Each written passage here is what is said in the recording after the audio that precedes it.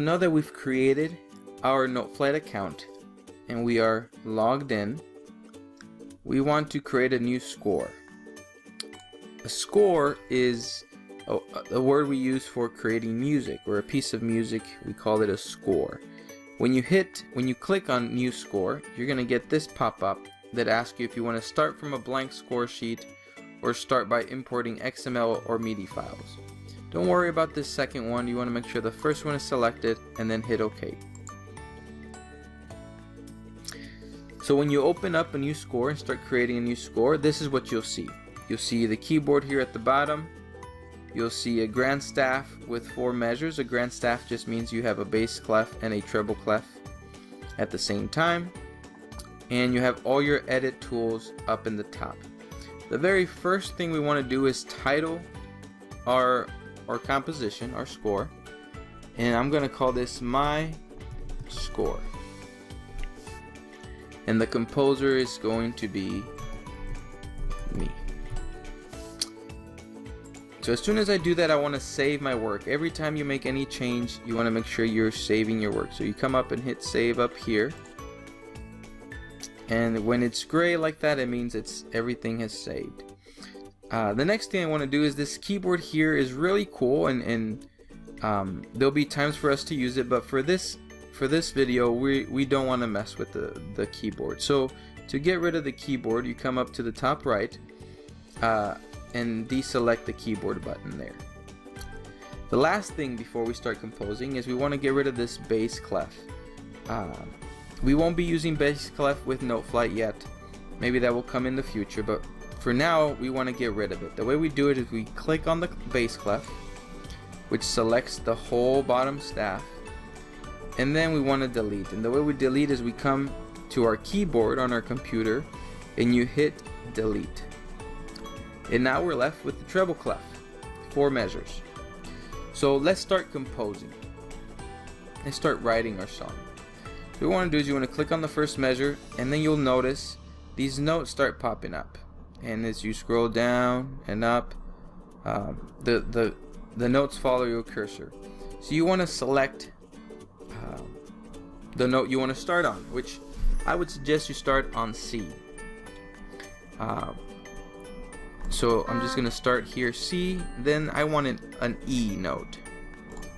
There's my E, and I want a G next.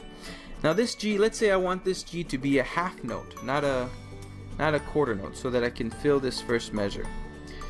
So I've already have the G on the staff, and I want to change it to a half note. The way I do that is I come up to my edit tools, and under duration I see here the half note. Click on that, and we've changed that quarter note into a half note, and now we've completed the whole measure. We have 1, 2, 3, 4 in the half note, and the cursor now shows us that we need to start editing the second measure. So let's say I want another G here, but instead of a half note, since we selected a half note here, it continues to do half notes until I change it. So I don't want a half note here, I want an eighth note. So I come back up here to my edit tools and I click on eighth note, and it's changed to eighth note, and it'll continue to give me eighth notes until I change it again. So let's do a few eighth notes here. I'm just gonna go down the scale to C. But I don't want this to be an eighth note. Again, I want to change this to a half note. So again, back up to my edit tools, change it to a half note. Now for my next measure, I again want to start with the C. So I put the C down, but I want quarter notes this time. So again, I come up to my quarter note edit tool, and I want to continue to have quarter notes here.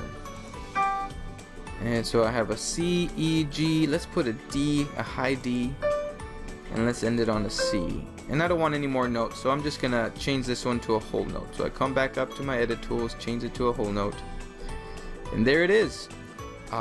My first score, 4 measures of it. So let's hear it back. So I'm gonna click outside of the measures, so that I deselect that last measure.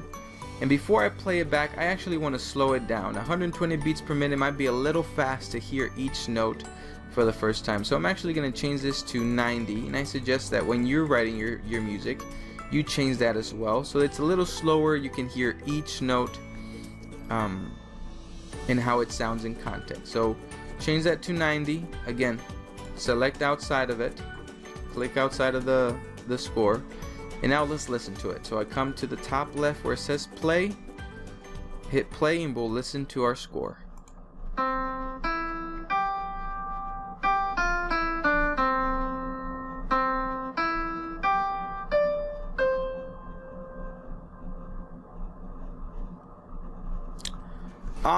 Awesome. That sounds great to me. So we've created our first composition here on Noteflight. If you followed along, then you should be getting more familiar with Noteflight. The last thing I want to suggest you to do, which I asked you to do at the beginning, is save your work. So you hit save, wait for it to save, and now we're done. Now, one last thing I want to show you is if you come over here to where it says Noteflight, click on it, you see this side menu, click on home. Now every time we log into Noteflight, we will see our composition right there, and when we click on it, it will open up our composition. So I encourage you to play a little bit with Noteflight, write your own compositions. I'll be sharing more videos with you on how to create a longer composition and change notes around as well.